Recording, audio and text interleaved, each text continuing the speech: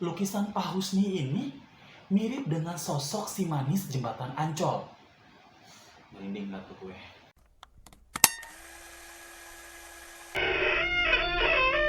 Hai guys, terima kasih sudah datang ke kanal YouTube Buletin Hariri, penikmat BH. Kali ini di episode perdana, saya akan menceritakan sebuah kisah legenda dari urban legend, misteri dari kawasan Ancol, Jakarta Utara, yang mana sebelum kalian menyaksikan lengkap full video ini, alangkah baiknya kita dengarkan pesan-pesan berikut ini.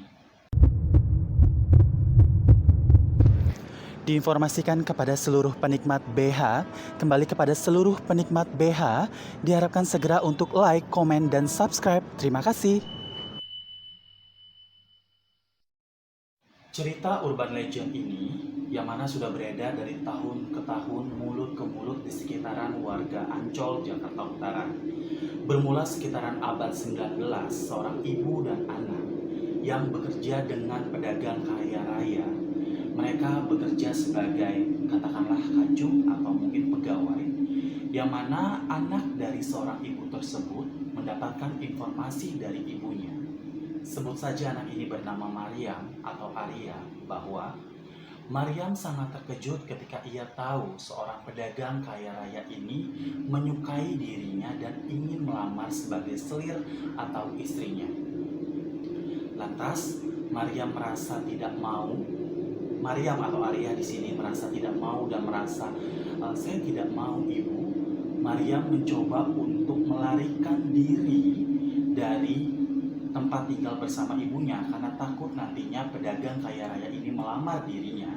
Yang mana seperti kita tahu bahwa Maryam tidak menyukai pedagang kaya raya tersebut. Naas tidak bisa ditolak. Di tengah perjalanan menuju kabur, tepatnya di kawasan persawahan Ancol, Jakarta Utara, Maryam ketemu oleh segerombolan pekerja proyek bangunan, versi yang mengatakan proyek bangunan, atau sekelompok preman, yang mana sangat naas. Maryam diperkosa, lalu ia dibunuh. Saya mengatakan bahwa kisah Maryam atau Arya si manis jembatan Ancol ini sama seperti versi yang pertama, cuman bedanya di sini ada tokoh yang disebutkan Oi Tambah Sia. Tokoh ini adalah saudagar kaya raya yang memerintahkan centeng-centengnya untuk menangkap Maryam atau Arya pada saat dia tahu bahwa Maryam dan atau Arya ini kabur dan tidak mau dipersunting oleh tokoh Oi Tambah Sia ini. Sama seperti ending alur dari cerita ini, bahwa versi ini mengatakan Maryam atau Arya diperkosa oleh centeng-centengnya, lalu ia dibunuh dan jasadnya dibuang di sekitaran Ancol, Jakarta Utara. Sangat tidak dibayangkan betapa malangnya nasib Maryam atau Arya di sini. Kalau kita mungkin pada saat itu kita hidup dan tinggal di abad 19, yang mana kita tahu bahwa zaman itu mungkin masih gelap, tidak terlalu banyak keramaian. Yang seperti kita tahu lah, Ancol di sekitaran Jalan RM Marta Dinata, for your information, BH Nation, saya itu besar di Tanjung Priok. Jadi kalau kerja selalu pulang akses jam 12 malam. Zaman dulu tuh lewat RM Marta Dinata itu gelap. Nggak tahu sekarang mungkin udah ada penerangan atau gimana. Sangat miris mendengar awal dari cerita ini, bahwa dan tentunya sangat kesaksian dari cerita-cerita warga sekitar, bahwa ceritanya rata-rata sama seperti ini. Diperkosa, dibunuh, lalu jasadnya dibuang di sekitaran Ancol, Jakarta Utara. Kesaksian didapatkan juga oleh tokoh peneliti kisah si manis, tokoh Betawi, yaitu yang bernama Bapak Ridwan Saidi, peneliti legenda si manis pada tahun 1955 sampai 1960, yang mana kisah ini terjadi pada tahun 1817. Ia menceritakan sosok si manis ini berambut panjang, usia 16 tahun, dan sosok si manis ini diduga sosok yang berperan penting pada kecelakaan antara arah Ancol menuju Tanjung Priok. Sosok yang sama diceritakan oleh Bapak Husni, pelukis di Pasar Seni sekitaran 2003. Beliau itu sempat, nah ini nih yang menceritakan, sempat viral dan heboh, bahwa pernah dengar nggak ada cerita yang melukis seorang wanita ketika belum kelar wanita itu menghilang. Diduga ini adalah cerita dari tokoh Bapak Husni, pelaku seniman pelukis di pasar seni, yang mana beliau menceritakan bahwa sosok si manis ini adalah wanita sederhana, berpakaian kebaya, dan dia adalah korban teraniaya. Jadi dia ini menceritakan bahwa seharusnya warga dan masyarakat tidak perlu takut dengan sosok si manis, karena dia bukan sosok yang menyeramkan, melainkan sosok yang teraniaya.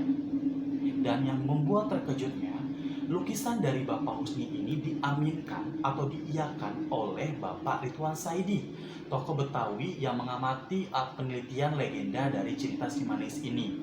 Beliau mengatakan bahwa lukisan Pak Husni ini mirip dengan sosok si manis jembatan Ancol.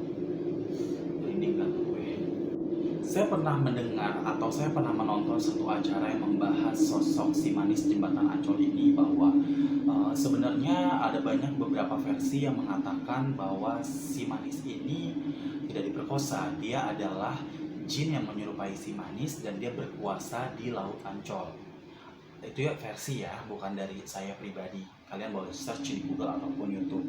Ada lagi yang mengatakan bahwa sosok si manis ini dia adalah penunggu dari jembatan Ancol, dan ada lagi sosok si manis ini seperti cerita yang tersebar saat ini yang kita tahu, bahwa sosok si manis adalah sosok wanita muda yang diperkosa, dibunuh, lalu jasadnya dibuang di sekitaran Ancol, Jakarta Utara. Kisah urban legend ini sempat difilmkan pada tahun 1993, yang mana kita pastinya generasi 90-an, film ini menemani masa kecil kita, terutama khususnya di masa-masa liburan sekolah. Pasti suka ada tuh ditayangin TV-TV stasiun swasta menayangkan film Si Manis Jembatan Ancol. Ya, film ini disutradari oleh Bapak Atok Soeharto, yang mana diperankan sosok si manisnya oleh Diah Permatasari dan temannya tidak kalah seram, yaitu Oji Saputra. Di tahun berikutnya, film ini dibuat serial TV atau sinetron, istilahnya sinema elektronik, dan perannya digantikan oleh Kiki Fatmala. Dan di tahun-tahun berikutnya, tepatnya di tahun 2019, film ini diangkat ke layar lebar, yaitu di film bioskop, yang mana diperankan oleh artis pendatang baru yang perannya sangat mumpuni, yaitu Indah Permatasari. Dan film ini diproduksi oleh Rumah Besar Production House Multivision Plus. Nah, terus kalau ada BH Nation yang bilang atau nanya, Hari, kenapa sih judulnya Musisi Manis Jembatan Ancol? Mungkin generasi anak milenial ya, yang kalian bisa search di YouTube atau nonton di YouTube cerita atau film-film Si Manis Jembatan Ancol. Bahwa karena memang cerita ini terjadi di kawasan Ancol. Nggak kebayang kalau pada saat itu sudah ada jembatan gantung, jembatan baru atau jembatan besi, mungkin judulnya Si Manis Jembatan Besi. Buat kalian yang mungkin pernah punya pengalaman cerita tentang Si Manis Jembatan Ancol, atau kalian sendiri tahu dari versi lain, Hari, enggak kok, gue taunya cerita Si Manis seperti ini, lu kurang banget, boleh tambahin komen di bawah BH Nation, agar nantinya penonton dari Buletin Hari ini bisa tambah pengetahuannya dari komen-komen kalian juga. Diharapkan komen yang tidak hate speech, komen yang membaik, dan komen yang membangun.